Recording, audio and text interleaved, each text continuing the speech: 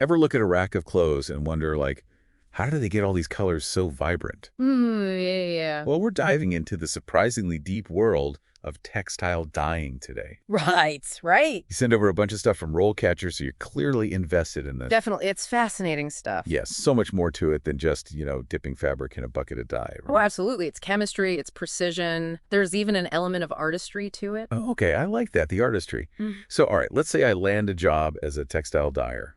Day one. What am I walking into?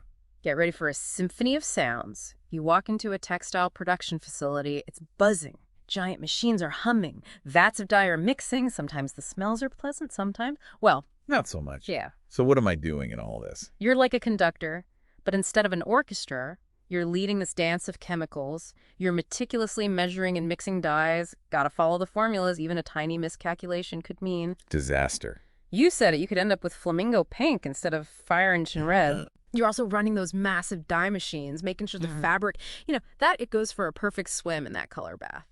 It's really amazing when you think about it, how much precision goes into something we just takes for granted. I've always been kind of fascinated by color, like mixing paints, trying to capture a sunset just right.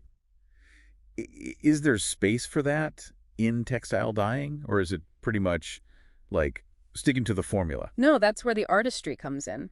While consistency is key, there's actually a surprising amount of room for innovation. Especially as you get more experience, senior dyers, they get to experiment with new color recipes. They're blending shades, trying to hit a specific hue or effect. Like master chefs of the textile world. Wow, never would have guessed. So you Yeah. start with the fundamentals and then you get into this creative problem solving. How do you even break into this field, though? Can you just walk in off the street with a love of color? Or Well, it's not quite that simple. I mean, a love of color is a great start. But landing your dream job usually starts with an apprenticeship. That's where you learn the ropes, from the seasoned pros, starting with the basics like mixing solutions.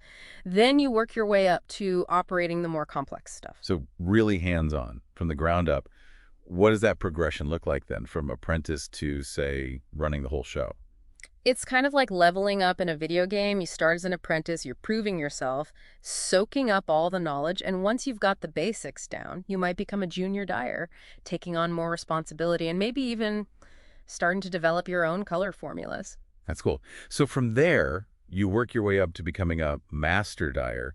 What does it take to reach that level? It takes experience, of course, and deep knowledge, but also this real thirst for innovation to reach those upper levels.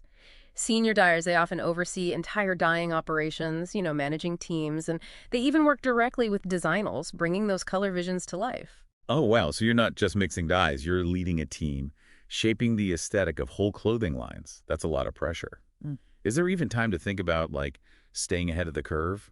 Are there new techniques popping up in textile dyeing all the time? All the time. The industry is constantly evolving. Sustainability, for example, is huge right now. Remember those RoleCatcher resources you sent over? Yeah. They mention this growing need for dyers who get the eco-friendly practices. Right, right. They had a whole section on eco-conscious dyeing. It talked about natural dyes and, like, low-impact processes. What does that even mean? Basically, instead of synthetic dyes, which can be kind of rough on the environment, some companies are turning to natural options, like dyes that come from plants, insects, minerals even. Like using beetroot to get that perfect red. Exactly. And these natural dyes, they often have unique properties and create these incredibly rich colors. You just can't get the same effect with synthetics. And it's not just about the dyes either. Low-impact dyeing means using less water, less energy, and figuring out safer ways to deal with waste products. It's really interesting how much goes into making textile dyeing more sustainable. I'm guessing those RoleCatcher resources probably talk about the skills you need for these newer approaches. Yeah, definitely. They stress how important it is to stay updated on industry trends. They even suggest joining professional organizations like AATCC. Have you heard of it? AATCC? What's that stand for? The American Association of Textile Chemists and Colorists. It's a good resource for networking, professional development, and just staying in the loop about all the advancements in dyeing tech. Sounds like you never stop learning in this field. That's part of what makes it so rewarding. There's always something new. A new challenge, a new color to master, a new technique to wrap your head around. Speaking of rewards, what about everyone's favorite topic, salary? What's the earning potential like for textile dyers? I imagine it depends on experience, location, all that. You're right, it does vary.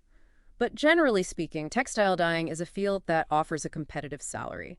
Especially as you gain experience and take on more responsibility, RoleCatcher actually gives salary ranges based on location and seniority, which is super helpful for anyone just starting out. That is good to know. It's encouraging to hear that there's real potential for growth in this field. So we've covered the day-to-day, the career path, the importance of staying current, and even the earning potential. Anything we've missed? Any other must-knows for someone considering this as a career? One thing to keep in mind is that textile dyeing can be physically demanding. You're on your feet a lot, often working with heavy machinery, and sometimes in a pretty hot and humid environment. Right. It's not all color palettes and brainstorming sessions. Exactly. You It know? takes stamina, and you've got to be willing to get your hands dirty. But for people who have that passion for color, who get a thrill out of precision, and who aren't afraid of a little hard work, textile dyeing can be an incredibly fulfilling career. It does sound really satisfying. See your vision realized on fabric. Yeah. Taking something ordinary and turning it into something beautiful. Absolutely. It's like a magic trick in a way. Yeah. Transforming raw materials into something vibrant and unique. Yeah. It really is like magic when you put it that way.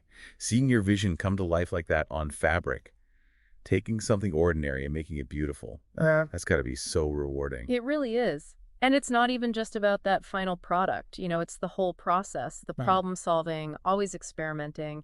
Each dye reacts a little differently, depends on the fabric, the water, even the temperature. Wow. So many factors. Keeps you on your toes, that's for sure. You've definitely given me a new appreciation for every colorful t-shirt. I used to think of textile dyeing as this huge industrial thing, but there's so much artistry to it, so much skill. Oh, for sure. It's like this blend of ancient craft and modern technology. And speaking of technology, I was looking back at those RoleCatcher resources, and there was this one trend they highlighted, really jumped out at me. The demand for textile dyers who understand 3D printing on fabrics. Wait, hold on. 3D printing on fabric, that's a thing. Oh yeah, it's changing the game, totally. Imagine printing these complex patterns directly onto fabric, creating textures and designs that were basically impossible before. Wow. It needs a whole new level of expertise, color management, digital design. It's really fascinating. Mind-blowing. So textile dyeing is not just this one static thing. There's constant growth, new innovations. You can even bring in cutting-edge technology like that. Exactly. If you're looking for a field that's creatively stimulating but also always evolving, this is it. This deep dive has been amazing. Yeah. You went from the factory floor to like the future of textile technology, uncovering this whole world of color and precision and just endless possibilities. It's been a pleasure. Really enjoyed talking about this stuff. To our listener, we hope this deep dive has inspired you to see the world a little differently and, hey, maybe even add a little splash of color to your own career path. Yep. This is The Deep Dive. Signing off until our next adventure in knowledge exploration.